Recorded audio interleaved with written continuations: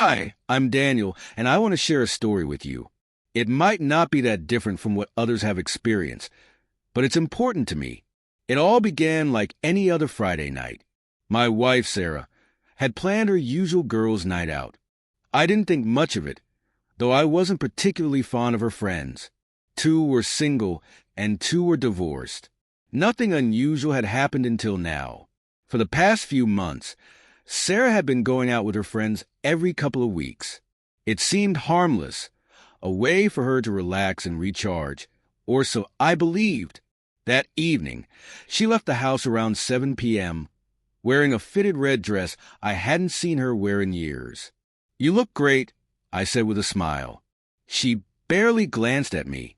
"Thanks," she replied shortly, grabbing her purse and heading out the door. Her reaction stung, but I brushed it off. Things had been tense between us lately. Sarah often said I didn't appreciate her enough or pay enough attention to her. No matter what I did, it never seemed to be enough. I brought home flowers. She'd give me a forced smile. I suggested dinner dates. She'd say she was too tired. I even tried watching her favorite shows with her, but she'd dismiss it as me just trying to win her over, not because I genuinely cared. I admit I've been busy with work. I'm trying to get ahead, so we can afford the vacation she's been dreaming about. I thought I was doing the right thing, and I made efforts to make up for the time I couldn't give her. But it always felt like I couldn't get it right. That night, however, felt different. Sarah usually returned by midnight during her girls' nights, but this time, it was nearly 6 a.m. when I finally heard her car pull into the driveway. I stayed on the couch, pretending to scroll through my phone, the TV muted.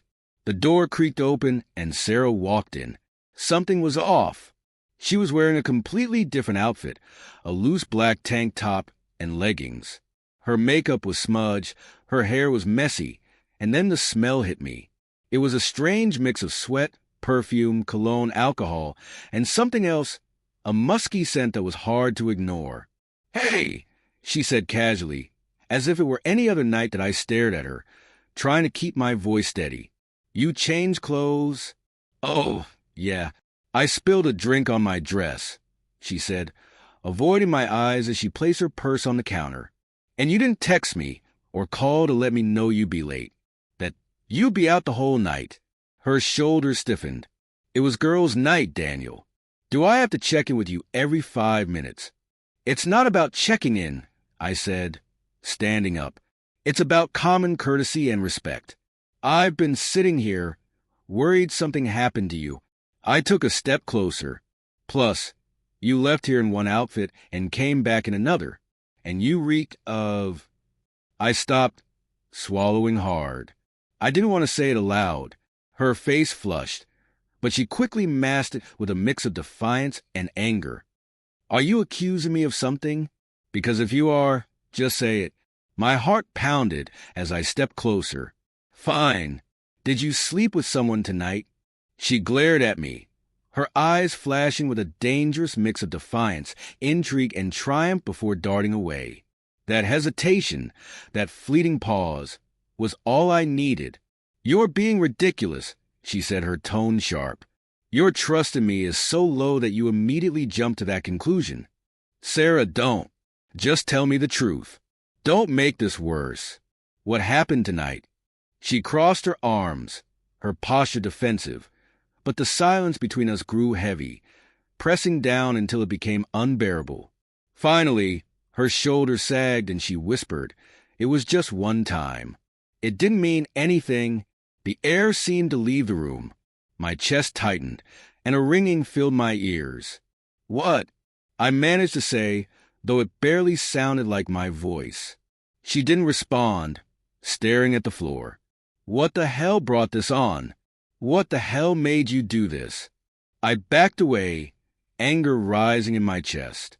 My fists clenched at my sides, and I fought to keep control. I would not let this escalate into something worse. We stood in silence, the weight of her confession hanging between us like a stone. After a moment, my rational mind cut through the chaos. That was it. This was the end. I waved my hand dismissively and said, You know what? It doesn't matter. I'm done. We're getting a divorce. Her head snapped up, her expression shifting to one of sheer panic. She dropped her arms to her sides, her voice trembling. What? No, Daniel, no. It didn't mean anything. Please. She reached out toward me, but I stepped further back. No, Sarah. No. She let her head fall into her hands, and her voice broke as she mumbled. They told me it would teach you a lesson. They said you'd start appreciating me more if you thought you could lose me. It was a mistake. I thought I was doing it to get your attention.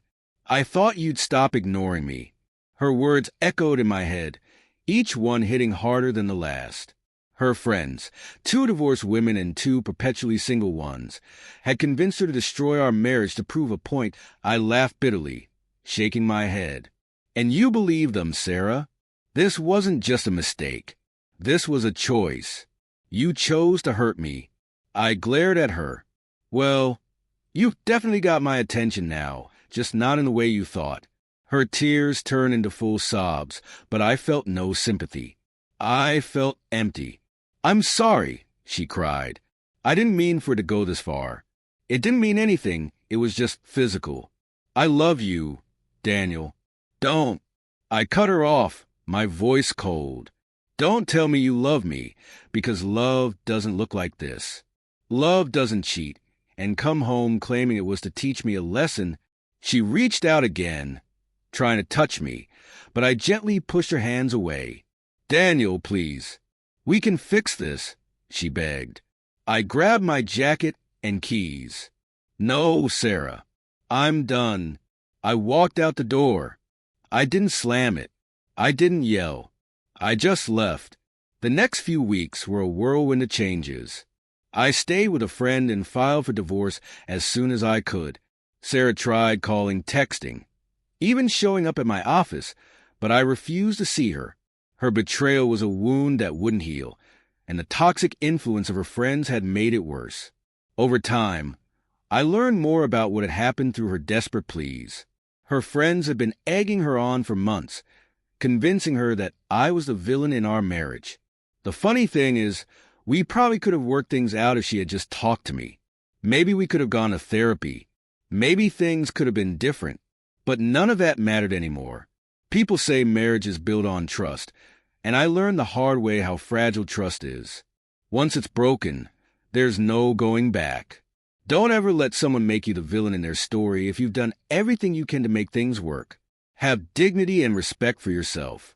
Walk away from toxic situations. Keep moving forward and don't look back.